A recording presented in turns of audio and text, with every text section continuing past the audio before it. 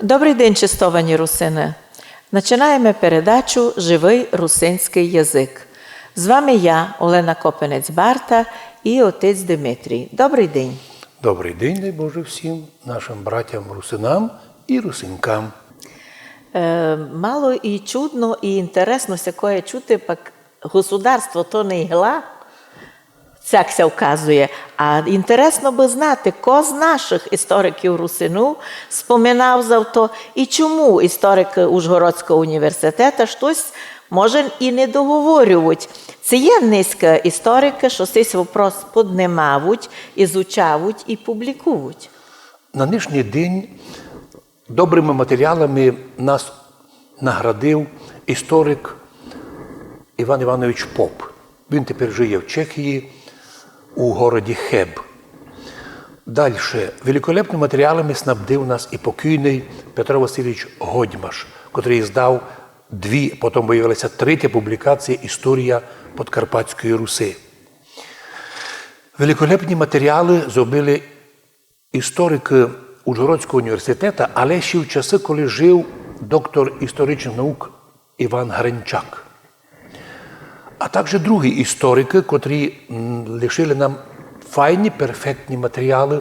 Це було ще у періоді перших років нашої незалежної України. Но потім у Києві не розуміли і не знали нашої історії і заборонилися всякі публікації нашим професорам, і вони змінили зовні акценти. Тобто писали правду, але її можна було уловити повно через строчки. Але мусили вже робити виводи, що то було так, случайно, то було несерйозно. Хоча в руках у них документи, як і тепер, розсекретилися всі подробності операції Грюн, і ми бачимо, що у мирний процес державотворення русинов грубо вмішалися міжнародні терористи по приказу Берліна, котрі завели сюди своїх бойовиків і хотіли силою забрати власть від русинів і на фініші державотворення просто підмінити назву, підмінити державний язик, але то їм не вдало.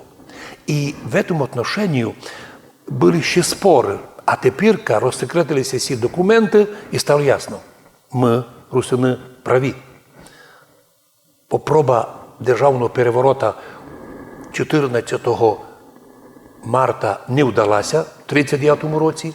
Наші русини, котрі составляли костяк Чехословацької армії, той заговор розкрили. Сам Августин Волошин розумів, що його хочуть вбити. Його охранник тут сообщив, написав таку інформацію дав. І тому бистренько всі тоді січовики, до 3000 людей, були всі арестовані у казармах, у касарнях, так по-нашому. Ну і весь актив Карпатської Січі був арестований, в тому числі і лідер з них був. От чому ми кажемо, як добре, що розсекретилися тепер ці документи, і вияснилося, що наші русинські історики знали про це, добре писали, але в останній час, уви, не хочуть конкретно писати. Коли мене судили, кстати, то я ссилався на історичні документи. І двоє молодих прокурорів із суда обратилися, предложили провести експертизу тих документів, на котрі ми ссилаємося, на Сен-Жерменський договор, на закон Чехословакії 328 у 1938 році про те, що Чехословакія сформувалася як автономна федеральна держава трьох автономій. Як ви думаєте, тих прокурорів нараз зняли з роботи. А документи, котрі в нашому тільки папок було, не проти мене. Із тих 15 папок, 14 папок були проти організаторів того суда. Бо там все написано, а тепер розсекретилися секретні документи операції Грюн, і ми оказалися не просто праві, а навіть в нюансах праві. І я думаю, що желання, щоб наш історичний факультет в Ужгороді написав все-таки правду. Бо коли писали проти першого прем'єр-міністра Андрія Бродія, що він був агент Будапешта з іменем Берталлон, так один із авторів, що писав кандидатську роботу чуть ли не 5 раз тут вспоминал, хотя это была подстава. Немецкая разведка то подставила. И то была далеко не правда. Но важно, що ми сьогодні обладаємо русини знаннями правдивої нашої історії в ключовий для нас істориків період 38-39 рік. Чому ключовий? Бо це був апогей нашого державотворення. До речі, наші теми нинішні не задівають ситуацію в нашій країні. Ми, як Закарпаття, часть України, підтримуємо, голосували ми за Україну, формуємо нашу Україну, бережемо її єдинство. І, думаю, ніхто не сміє свій голос підняти проти нас, що, мов, чому ми вспоминаємо? Вспоминаємо, бо хочемо всім повісти, що ми знаємо нашу історію, владіємо фактами, документами, а тому, хто з нами не согласний, веди з нами діалог. Не натравляти на нас спецслужби, а науковий діалог. Ведіть з нами.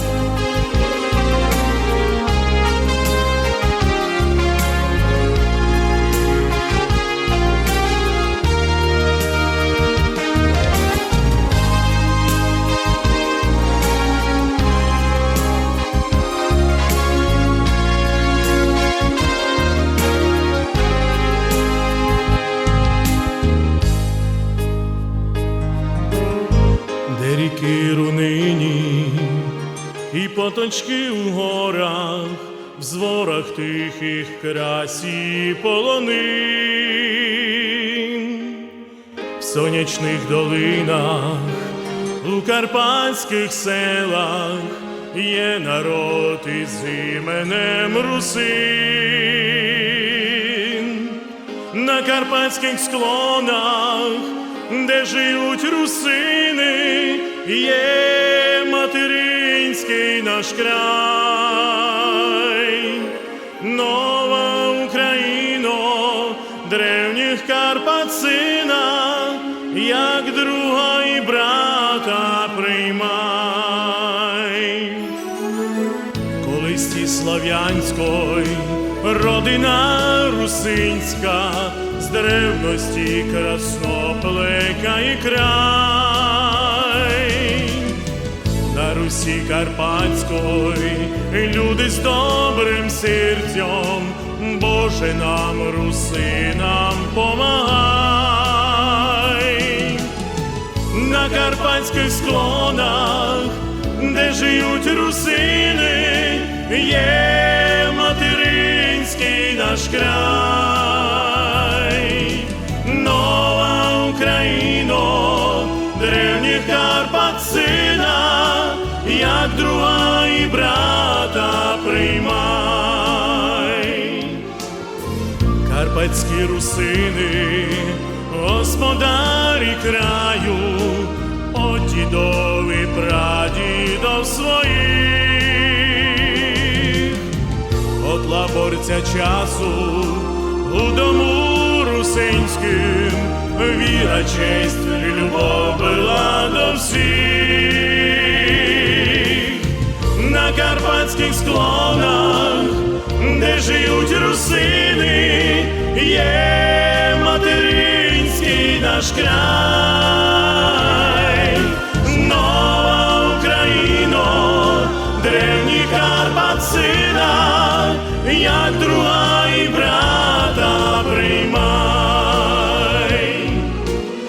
На карпатських склонах, де живуть русини, є материнський наш край. Нова Україно, древніх Карпат сина, як друга і брата приймай. Як друга і брата приймай.